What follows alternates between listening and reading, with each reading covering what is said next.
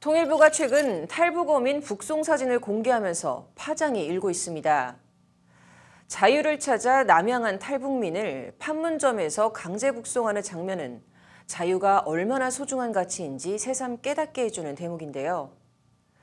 국회에선 이렇게 우리 법에 명시돼 있는 민주주의를 자유민주주의로 확대해야 한다는 목소리가 나오고 있습니다.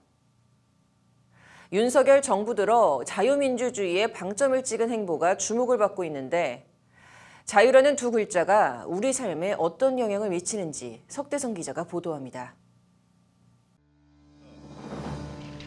나는 헌법을 준수하고 국가를 보위하며 조국의 평화적 통일과 국민의 자유와 공리의 정진 및 민족 문화 창달에 노력하여 대통령으로서의 직책을 성실히 수행할 것을 국민 앞에 엄숙히 선서합니다. 대한민국의 주권은 국민에게 있고 모든 권력은 국민으로부터 나온다. 우리 헌법은 가장 먼저 대한민국이 국민의 나라임을 명시합니다. 대통령 취임 선서도 행정부 수장으로서 행사할 수 있는 5년의 권력이 국민에게 위임받은 것임을 각인시킵니다. 민주주의, 국가의 주인은 국민임을 뜻하지만 그 의미는 방대하고 해석에 따라선 취지와 달리 악용될 가능성도 다분합니다. 북한의 정식 명칭은 조선민주주의 인민공화국. 북한 헌법 4조는 국가의 주권이 노동자, 농민, 군인, 지식인을 비롯한 근로인민에게 있다고 명시하기도 합니다.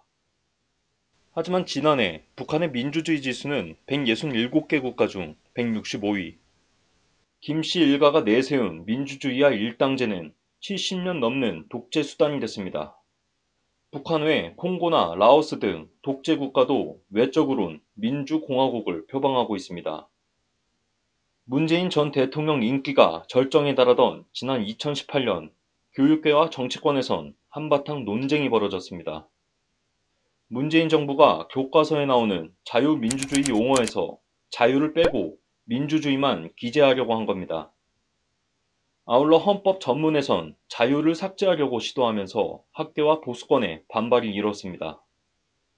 진보 진영과 일부 평론가는 민주주의가 자유, 평등, 인권, 복지 등 다양한 의미를 내포하고 있어 민주주의 앞에 자유를 붙이면 의미가 협소해질 수 있다고 주장합니다. 끊임없이 발전하고 변화하는 모델이거든요. 자유민주주의라는 이름으로 규정하려고 하는 것 자체는 민주주의가 더 풍부하게 발전해야 할 우리의 현실적인 요건을 스스로 속박할 뿐만 아니라 저는 이 나라를 자유민주주의와 시장경제 체제를 기반으로 국민이 진정한 주인인 나라로 재건하고 취임사에서 자유민주주의를 3번, 자유를 35번 언급한 윤석열 대통령. 자유라는 가치를 통치 이념으로 삼았습니다. 실제 한국은 자유민주공화국을 지향하지만 학계는 본원적 개념의 자유는 한 번도 누린 적 없다고 말합니다. 우리 역사를 놓고 보면 우리 역사에는 자유주의의 시기가 없어요. 우리 사회에서 자유민주주의를 얘기를 하지만 아주 고전적인 의미의 자유 개념을 내재화하고 그걸 세력화해서 움직이려고 한 사람들은 없다. 집단을 우선으로 하는 민주주의는 불평등을 줄이는 분배 정책을 주요 과제로 삼습니다. 정부는 시장에 적극 개입하고 때에 따라선 강하게 통제하는데 문재인 정부의 부동산 규제와 반시장 정책, 코로나 영업금지 등을 예로 들 수 있습니다. 그에 비해 자유민주주의는 개인과 기업의 자유를 중시합니다. 정부는 되도록 시장에 개입하지 않으려는 경향을 갖는데 윤석열 정부는 법인세 인하와 부동산세 정상화, 시장 친화적 물가 관리 등을 장려하고 있습니다. 대한민국 존립 이유를 명확히 하려는 움직임도 활발해지고 있습니다.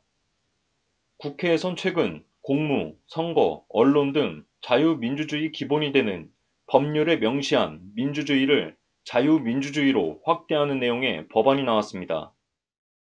민주주의 안에 자유주의 가치가 들어있지 않느냐 이렇게 이야기하시는 분들도 있는데 자유주의 가치를 더 강조한 것이 자유민주주의입니다.